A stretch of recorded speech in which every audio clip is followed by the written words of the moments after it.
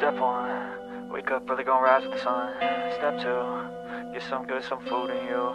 Step three, think real hard about what you wanna be. Step four, everybody just do your thing. Wake up, today's gonna be a good day. Wake up, today's gonna be a good day. Wake up, today's gonna be a good day. Wake up, today's gonna be a good day. Wake up, today's gonna be a good day. Wake up, today's gonna be a good day. Wake up, today's gonna be a good day. Good morning, good morning. Welcome to Good Morning Crypto, where we turn your early hours in the morning to your edge in the financial world. Don't really have a headline for today. I'm gonna lean in to the more technical side of things, and we're gonna show you a bunch of charts. So if you want to get in there early and send in some alt requests or some assets that you'd like us to look at, then we can get that pulled up for you, and we can get it in to the show after we get our normal rundown of your economic indicators and your Bitcoin rundown. So drop that in the chat for us, and let's dive in and get you prepped for some success today. Let's go. On the stock side of things, we've got Apple up 0.4%. You want to share your screen with me? Oh, yeah. Give me just a second to do that. You don't need to know what's going on. Just wing it. Not at all. Wing it by the seat of your pants. You got this. It'll work. All Who's right. in there? Good morning, Rakinas. Good morning, Justin Eubanks. Good morning. Good morning. All right. Let me continue down this one. We've got NVIDIA up 3.54%. We've got Berkshire Hathaway up 0.04%. We've got Amazon up 2.34%. Walmart's up 0.91%. We've got Costco up 2.26%. We've got ExxonMobil up 2.1%. We've got Tesla up 2.63%. Visa sitting up 2.23%. Eli Lilly's up 0.62%. We've got Microsoft up 1%. We've got Meta down 0.9%. And we've got Google down 1.46%. So overall, we're pretty green from yesterday. And we do have some data that's going to be dropping this week, so we might see this trend continue. I know David's got some information for y'all on that one. On the crypto side of things, we have Bitcoin up 0.12%. We've got Ethereum sitting neutral, up 0.01%. We've got BNB down 0.12%. We've got Solana up 0.32. We've got Dogecoin down 0.52%. Toncoin's up 0.38. We've got Avalanche as the big winner, and our top projects up 0.67%. So overall pretty neutral so far. Oh, that was on the hourly. So daily, it's looking like Toncoin is up 0.77% as the big winner. So on the economic data dropping today, we don't really have any heavy hitters for the U.S. We do have the United Kingdom coming out with some GDP data. So that will be a market mover that is coming out. What time is that? That's going to be evening for us. Oh, okay. Yeah. They've got some stuff that just dropped earlier. That was their average earnings and inflation for Germany, stuff like that. But for today, did the European Central Bank make a decision? it is predicted. It is predicted to be a 25 basis point cut on Thursday. So, okay. Yeah. Germany's data did not really shift things on that, which was as it was predicted. So for today, we do have some treasury bill auctions and API crude oil stock change. So light data day, nothing heavy, because all of that's coming out tomorrow. We do have the United Kingdom's GDP coming out. That'll be 1 o'clock my time. That's middle of the night, but that's kind of going to be the big movers for the market as we're going to bed. The GDP data for the UK, China's got new yuan loans, and we'll have the heavy hitters for tomorrow being core inflation month over month, year over year, CPI coming out, inflation rate month over month, and inflation rate year over year for tomorrow. So most of today's moves will be setups for that data drop that's coming out tomorrow. We do have month over month core inflation that's looking to be 2%, 0.2%, so no change on that. We do have the core inflation rate is looking to come out the same at 3.2%.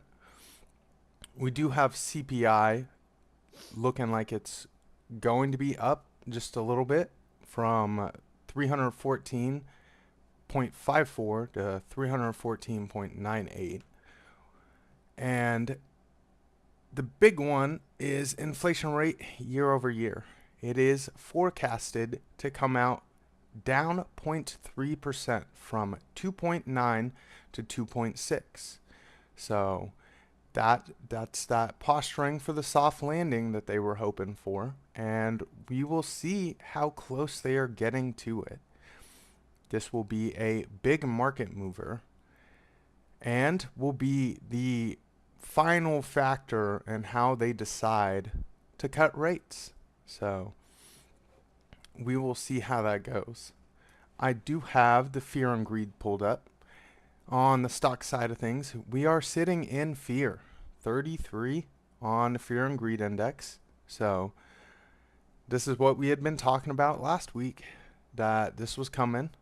I would expect to see that start moving back up towards the neutral as we've gotten a shift to the upside with the beginning of the week. So just something to keep in mind, because that will affect. Oh, that's the crypto side of things. Stock market sitting at 43. I would expect to see that start ticking back up. We did hit fear yesterday, so you don't really see those extreme fear and extreme greed on the stock market side of things because it doesn't move as hard as crypto does. So an extreme fear for them is going to be, oh, we're in fear because we're down 7% for the week. Whereas in like, oh, we've seen 7% down in 2 hours. I don't know why you're scared. 7% on stuff that big is kind of scary. Oh yeah, most definitely. But talking trillions of dollars. Most definitely. So I did have the liquidation heat map pulled up. On the 24-hour, we've got the majority of liquidity sitting below us. That's going to be 56 and 56.01, and the other big chunk is 55.865. So that's the 24-hour. Could see a little move down to take out liquidity before continuing on our uptrend. I don't know if you have any technical analysis that could back that one up, but we'll see here in a second. On the 3-day, we do have about the same. It's all sitting right there in that 56 range with really no liquidity above us. So The liquidity grab is all to the downside. And you know those market makers love the liquidity grabs. So I can toss that over to you for your Bitcoin overview for the people.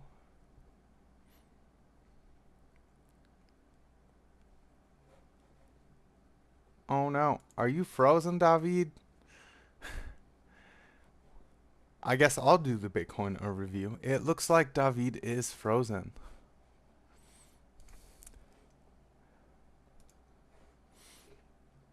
Yep. I'm sure he'll be back in just a second. So, I had my eye yesterday on the move up. I did end up getting a nice little long put in. I closed profit when we hit a consolidation range. Let me get that pulled up.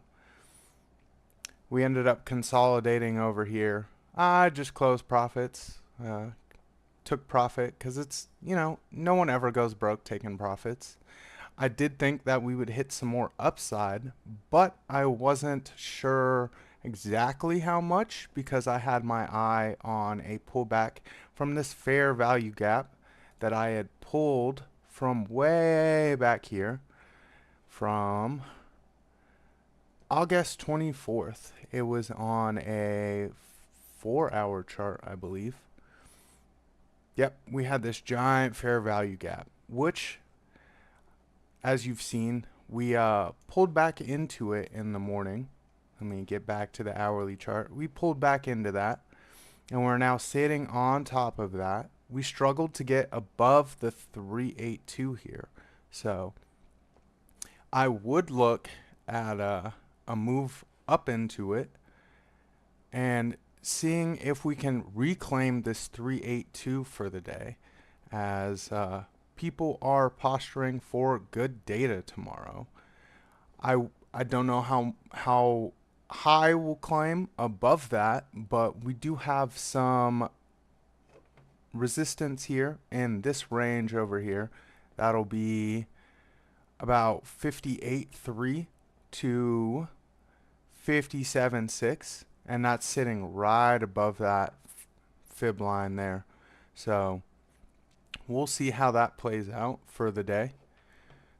I don't know if anyone had any assets they'd like us to look up, but I will hop over to the Russell as I wait for David to hop back in here.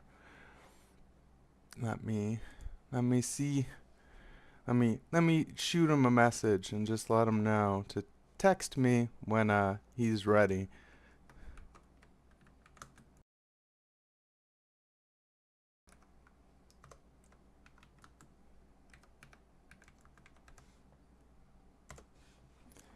All right. Let me swap over to my screen. That way y'all can see things a little bit better. So I have the Russell pulled up. This is going to be a small stock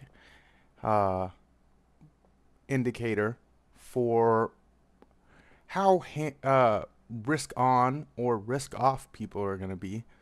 We are in a nice little range here on a Fibonacci extension below the 386 and the 236, or the 382 and the 236.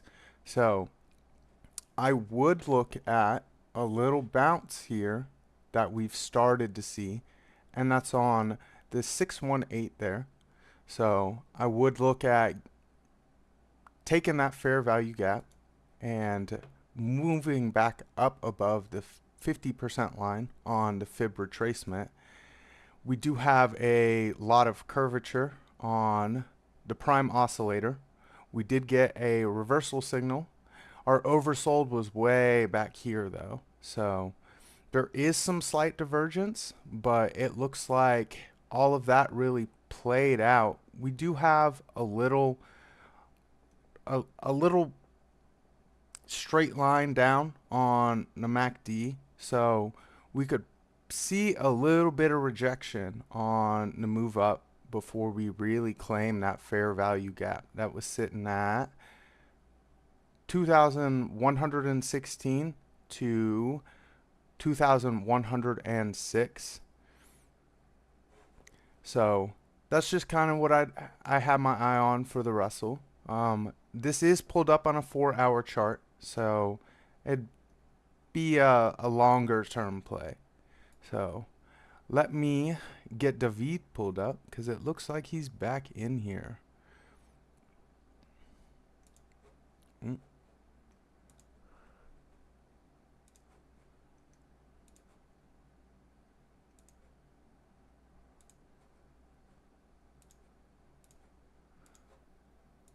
Hello, sir. Nice to have you back. Oh, it looks like you're frozen again. I guess I'll just hop back over.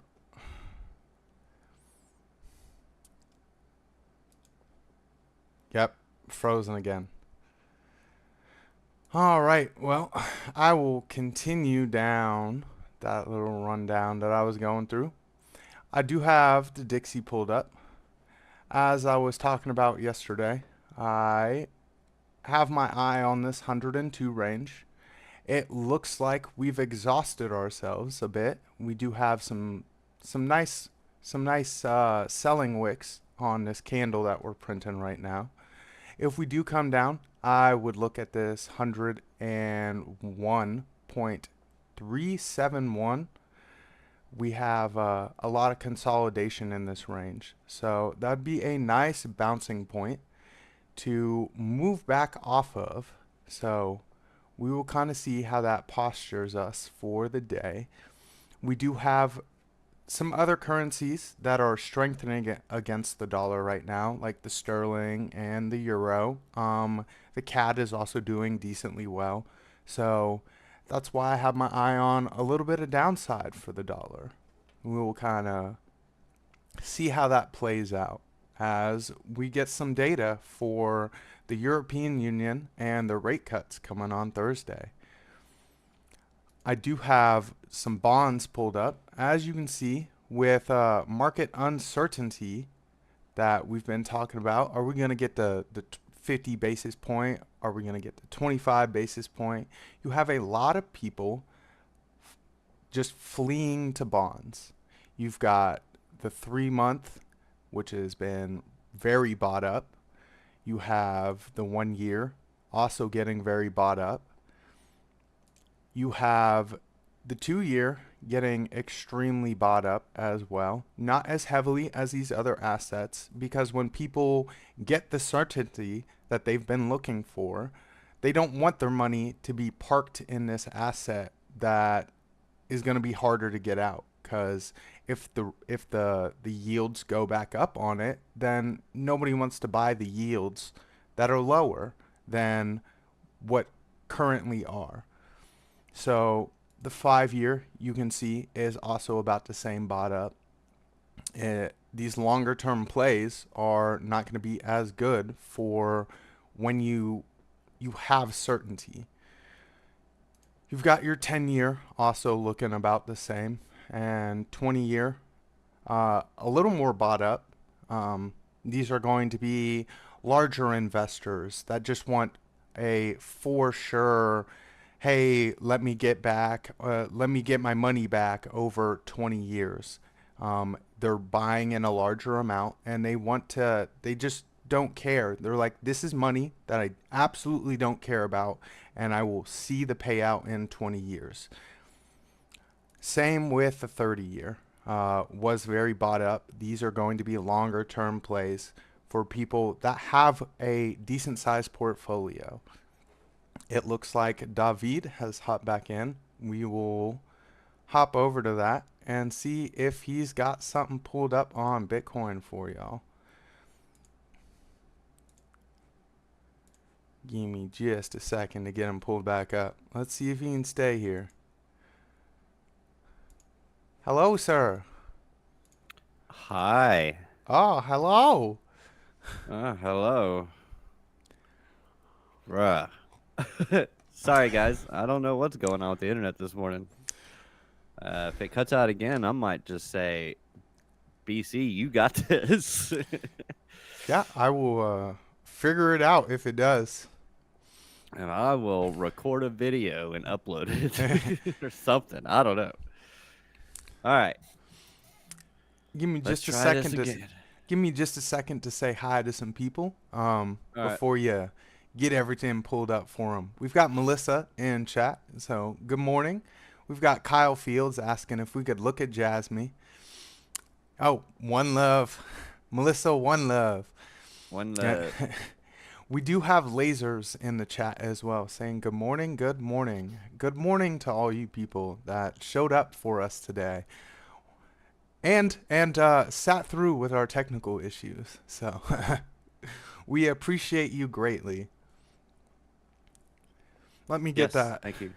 Let me get that tossed over to your screen for the peoples. You give the people the Bitcoin rundown. I had some TradFi pulled up, so Boo.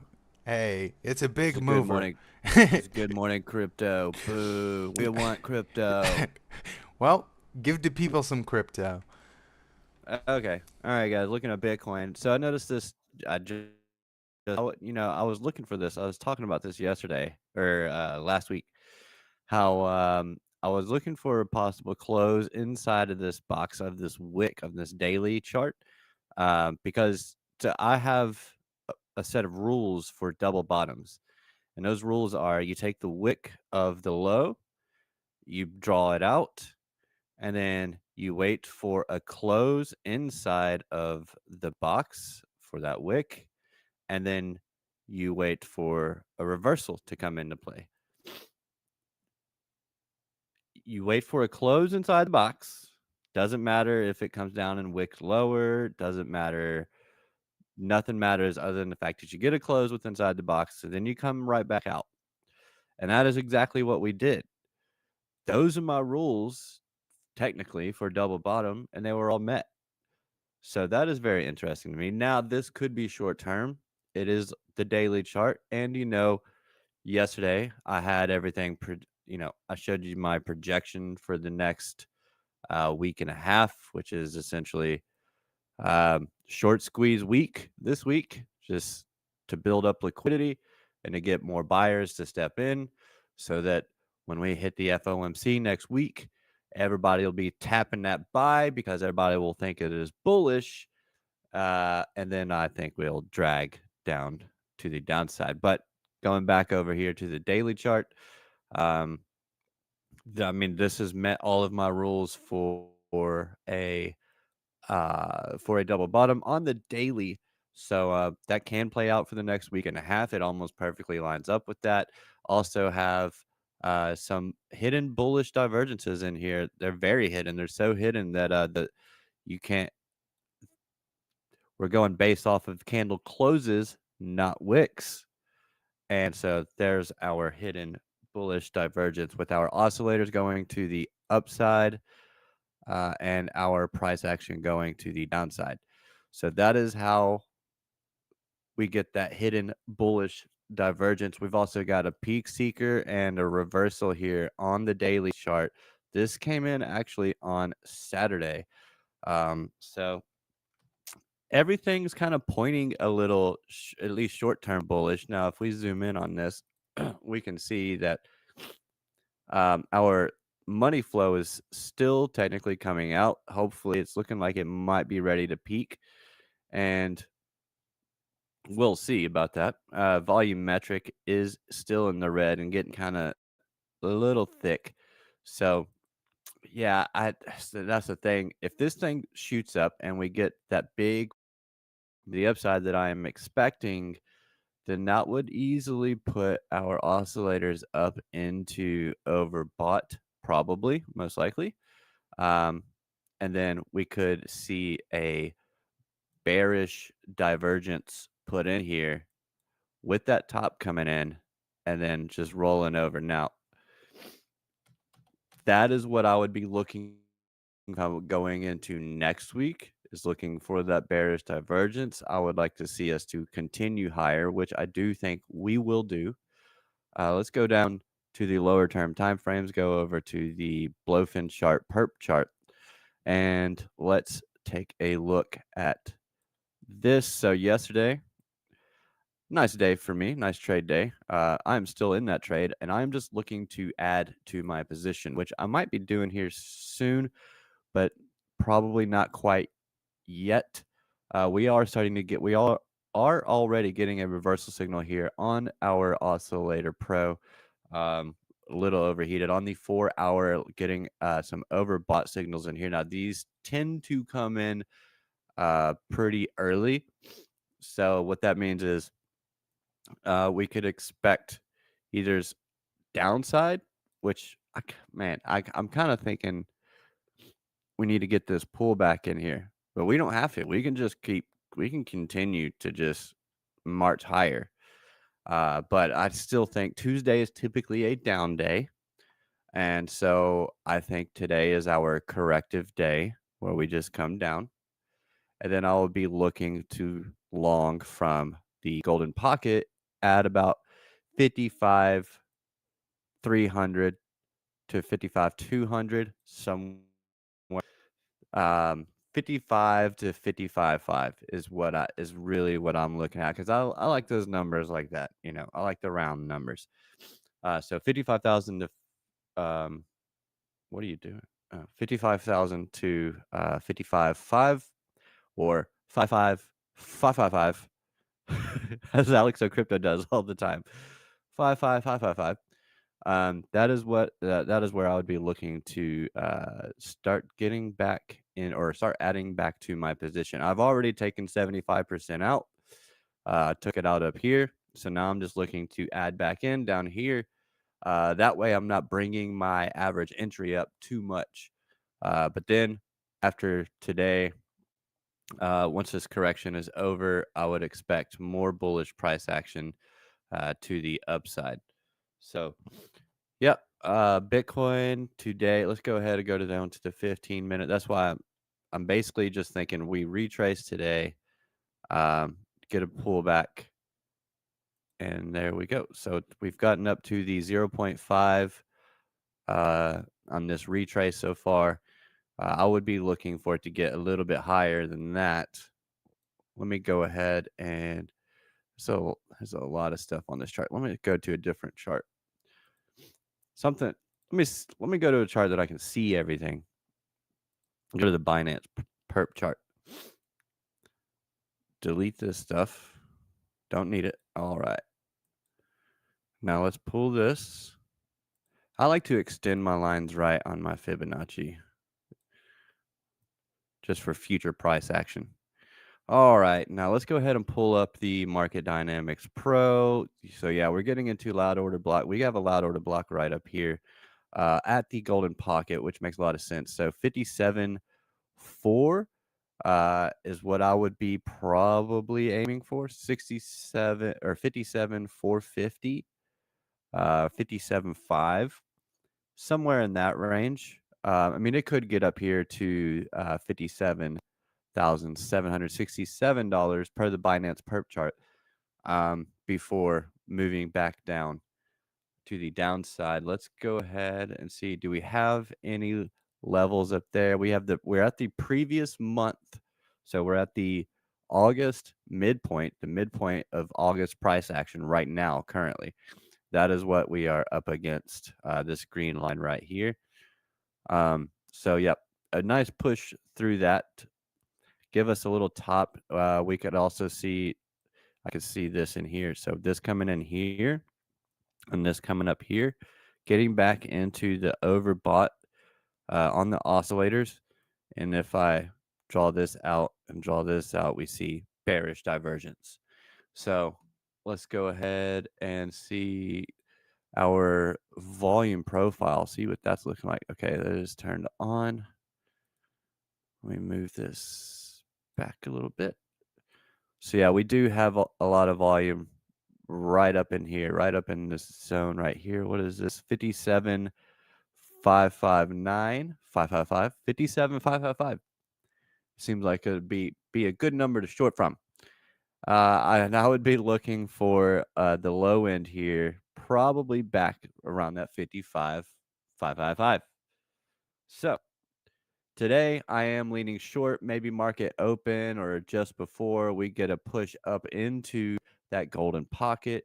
From there, I would be looking to take the short, putting it in with a tight stay there, and then aiming again for 55, 5555555, just because I like the number. So yeah, nice 3% move. It'd be back test coming back down into this order block down here. And then there we go. So that's yeah. So short-term price action today. I think we get its pullback Tuesday. And then let's see. Yeah, we also have the quantum reactor down here.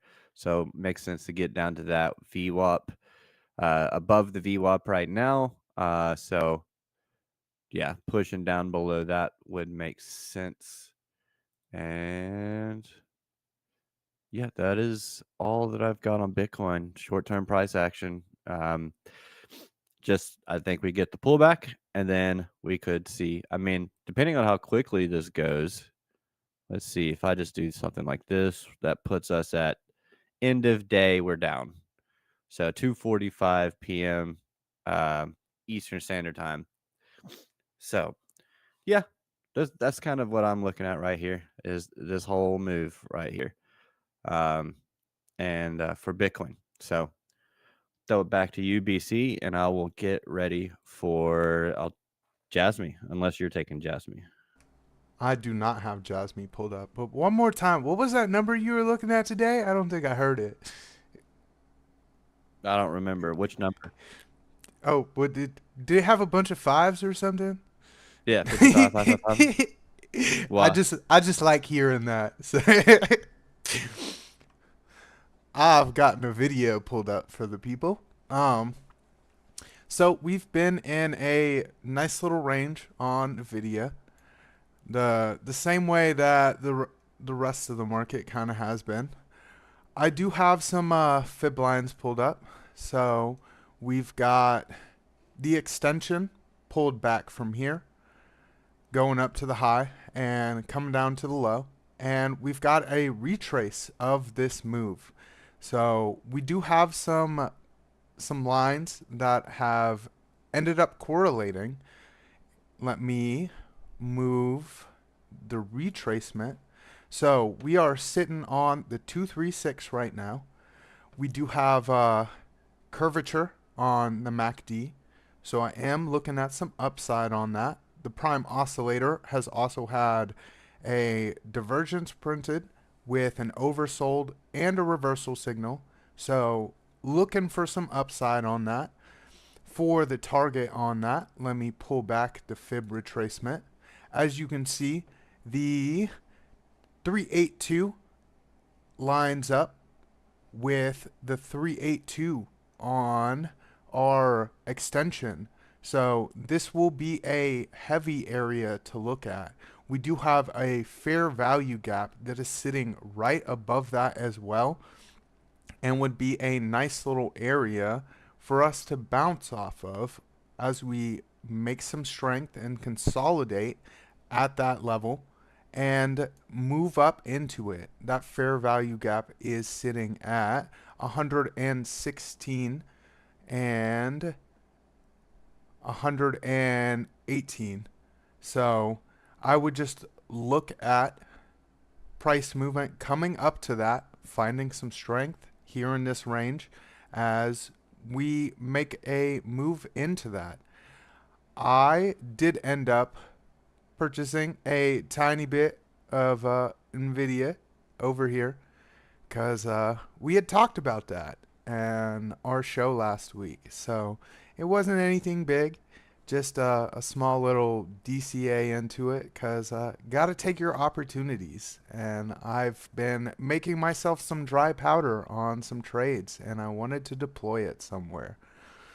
So let me get that tossed back over to David, and he can give the rundown of Jasmine for Kyle Fields. And if anyone has anything else that they'd like us to look at, please drop that in the chat. Yeah, so I don't like how this is looking. um, at least on the short term. So what Jasmine's got to do is coming up to a point of control right now at 0.2 cents. So it needs to get above that. And I mean, it could, if Bitcoin gets more short squeezes, then yeah, it could obviously do that. Now, down day probably for Bitcoin, but that doesn't mean some alts can't have good days. But so we're looking at Jasmine on the daily chart. So this is taking in this year's volume, and most of the volume has been right here at this point of control. We are still within the value area, so that's a plus. So the main thing that Jasmine needs to do is just stay hovering around this point of control at the least, so that maybe you can get a push to the upside. I personally don't like all of this. It's just a lot of inefficiencies in here. We do have a daily fair value gap right here, right about 1 cent, 1 cent, 1 cent, 1 cent, and yeah, I don't. This chart is just, I mean, it's bullish. Let me go ahead and draw a trend line right here and see. So yeah, I could definitely see it. So remember, I'm thinking Bitcoin is up this week, so everything else is going to kind of follow it. And then I could see a push down when Bitcoin goes down. Well, let's see. Let's go to the 18th. Whoops. 18th of next week right there, and then down, down, down, down in a way. So I don't like it, but let's go to link. Okay. Let me just go to link. I already have it pulled up from looking at it last night, but you'll see what I'm saying. Okay. This is not good. Let's go to link. It already did it. Did that move right there. And came back down to the bear market consolidation range, accumulation range. So if I go back over to Jasmine, and basically almost all the alts have done this already. So it wouldn't surprise me if Jasmine, being as bullish as it has been, is being a little bit laggy compared to the rest of the market. And it does. It wouldn't surprise me to see it come back down to at least the top of this consolidation range here at about 0.008 cents. Now, I know it's not the most bullish thing in the world, but I mean, if it can come down here, and if it can, the thing is that if Bitcoin gets going and the rest of the market gets going, well, not necessarily. The market's pretty big these days. You don't almost. I mean, not everything goes with Bitcoin. That's just a fact. So we do have these equal lows right here. Equal lows love to be taken out. We didn't take it out here, so that just makes me think I would just expect it to come back down. I could see it probably get up to this trend line right here, coming into all the sell volume over here, coming into 0.026. Right about, maybe if I come down a little lower, it'll give me 2.5 cents. So maybe some upside to 2.5 cents, as I am bullish on Bitcoin to do about the same type of move, but then I expect Bitcoin to also roll over. Now we could just barely dip into these lows over here, just sweeping these lows, and then it can reverse from there and get going. That would be fine. That would work out fine.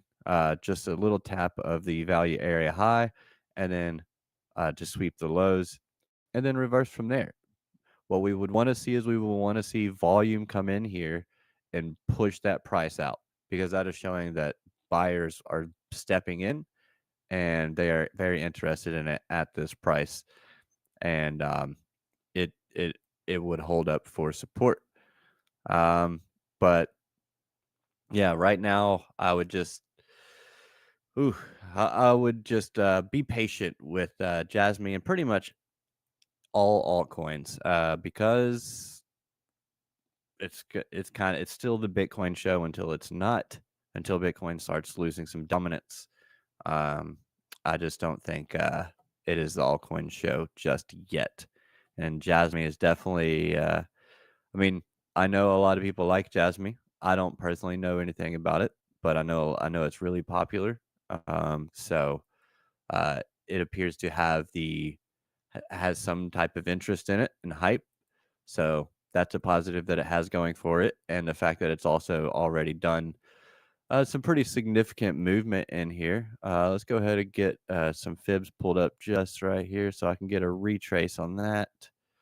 Um, I mean, it would just be perfect if it came down here below, came right down here to this little shelf of volume.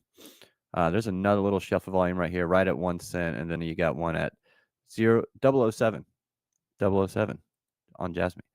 So this one is kind of wait and see. Are we going to get a break of this downwards trend line or not? If we get a break of that downwards trend line, then I mean, hey, it is possible that it is just fine. I would just kind of saying caution right now on Jasmine. Just kind of be patient with it.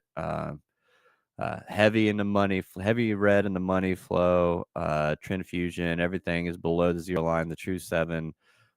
Volume metrics in the red, power bars super red. So I would just be cautious with this one. Again, that pop up, if it gets rejected, we could definitely see more downside for Jasmine. So that's all I got on that. All right. Well, I've got Render pulled up because that was requested by Baba Yaz. I would like to say good morning to Amy Lives Crypto and Mike Play showing up for the early morning show, getting their alpha.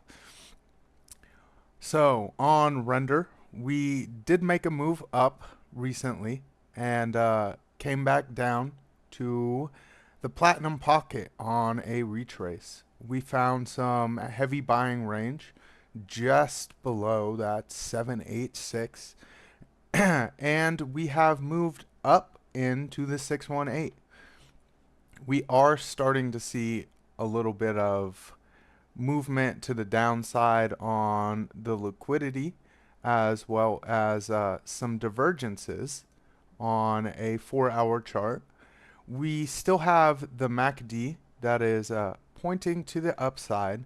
So I'm looking at the 50% line for a slight rejection on that. That's going to be sitting at about $5.44, give or take a few cents. So I would just look at that move for the day. It is dependent on how Bitcoin moves. So if we don't find a bunch of strength and reclaim this $5.33, which was a heavy rejection from over here, then I would look at coming back down to the 618 and finding some strength there. Render is a AI related play, so AI has been a strong mover in this bull market so far. We have seen a lot of retracement on those projects, and if you look across the sector, they have all kind of retraced very hard, but have started finding a little bit of strength. So just keep your eye on that $5.44 and $5.33 for some moves on that. It doesn't look like we have any other alt requests, so let's see if David has anything pulled up for the people. Yeah, I just got this article right here. So yesterday it was the first time in 8 days that we saw some inflows on the Bitcoin ETFs, 28.6 million inflows after an 8-day outflow streak. United States-based spot Bitcoin exchange traded funds saw net inflows of 28.6 million on September 9th, breaking 8 consecutive trading days of outflows.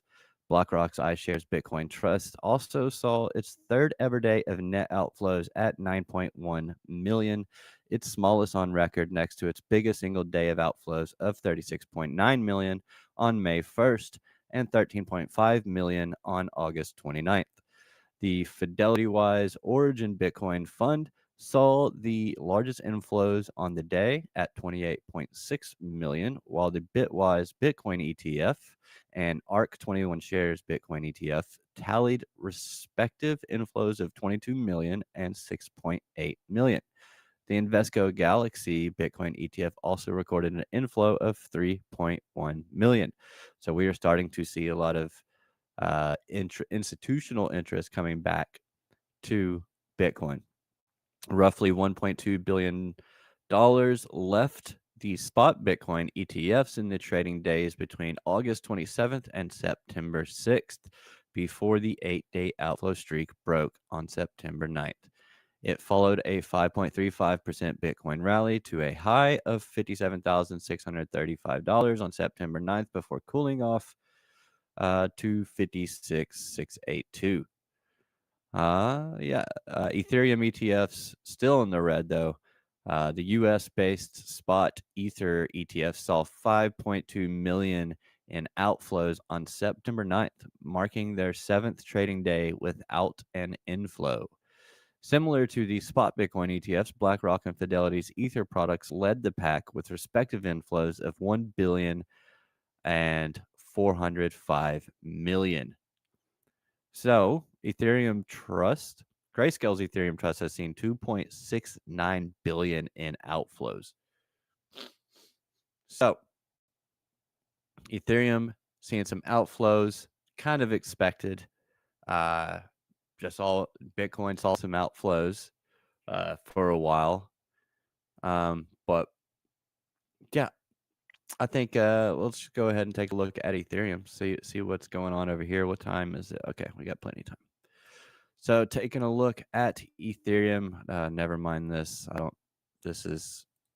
I'm just playing around sometimes on these charts. Let's see.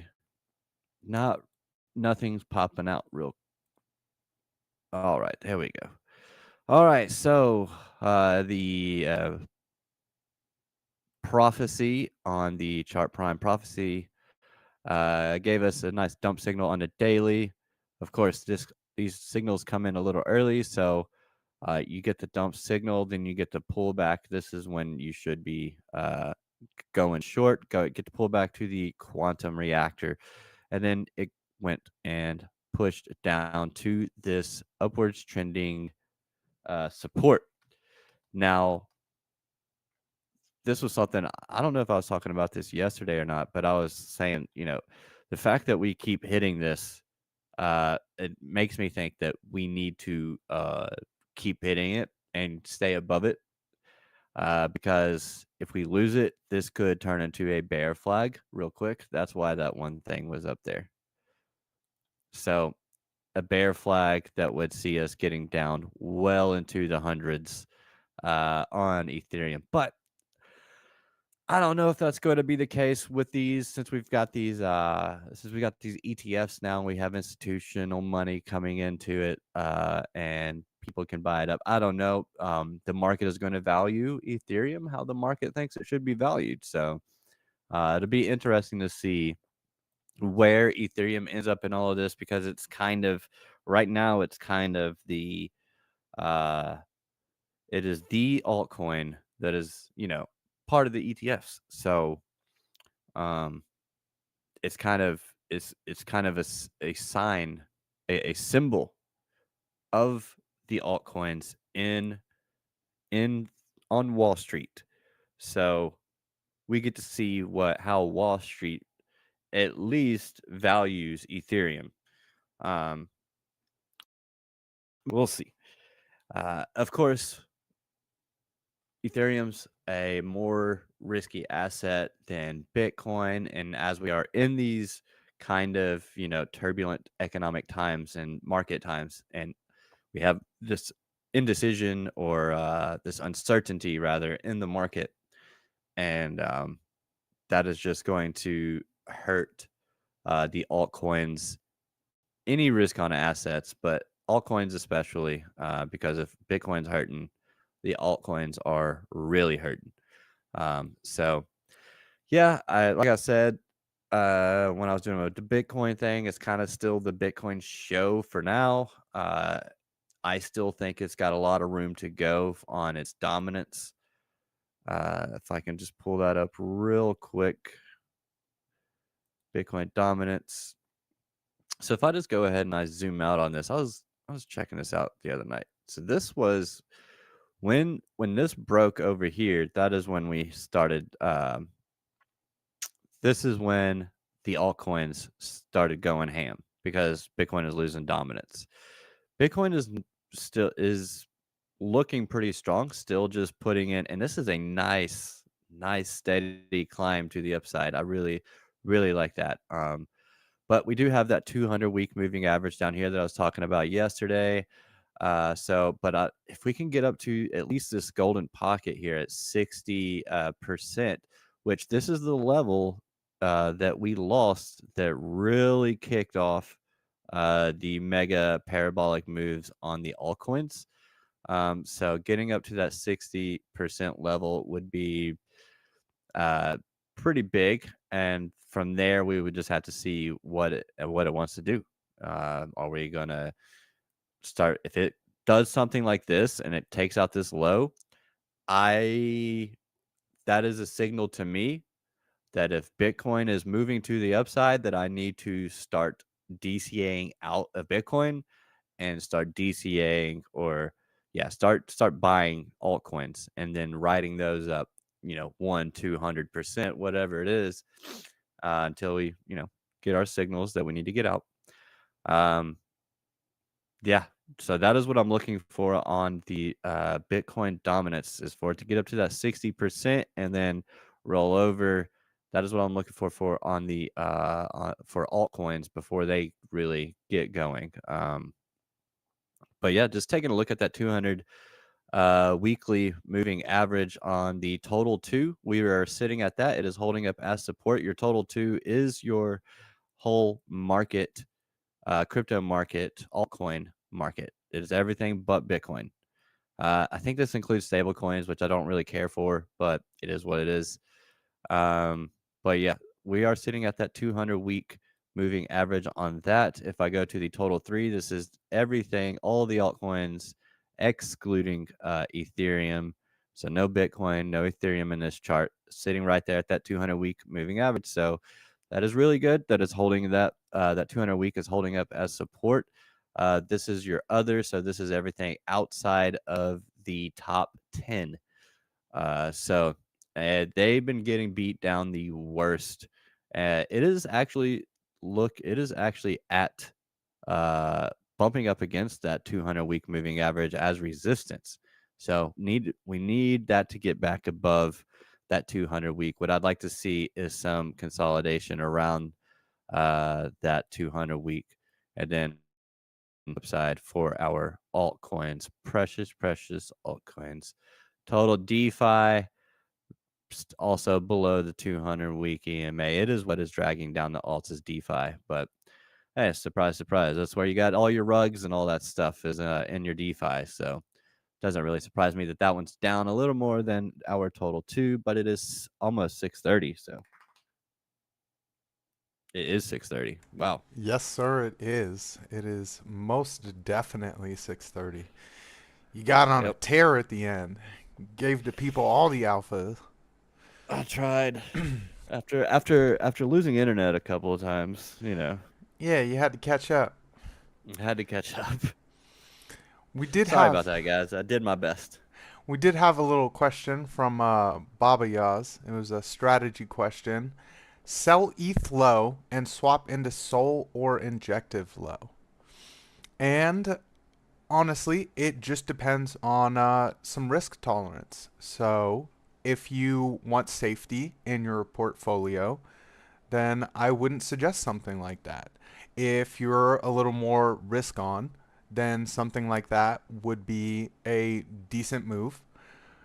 Um, it depends on how much risk you want as well. So me personally, I would not sell all of my ETH. I might move a slight bit of that into, say, Injective. That is my favorite project, but I would mainly just be moving my dry powder because Ethereum has the potential to do a very big tear once we get to the altcoin season, which we are not at yet. So, none of that is financial advice, of course, but just how I would play things. Keep your Ethereum. It is a big mover. And once we get to that altcoin season, maybe then look at rolling your ETH profits over into your more riskier plays like Sol or Injective. So Yeah. I mean, I'm right there with you, man. It's all about your risk appetite. I don't really think I wouldn't do it myself, but um, you're either trying to shoot for the moon or you are trying to gradually grow wealth. It's one of those two. For me personally, it's trying to gradually grow wealth because it's sustainable, it's not as risky, and I just can't take those chances. I got kids to feed. yep.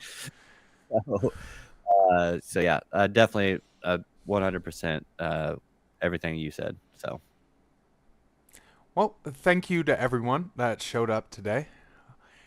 Thank you. For, one thing. Sorry, I got to get this out. Amy Lives Crypto is going to be on Billy Goat Tales tonight, so make sure you guys go over there to X, follow Billy Goat Tales, and go over there and support Amy Lives Crypto over there on Billy Goat Tales.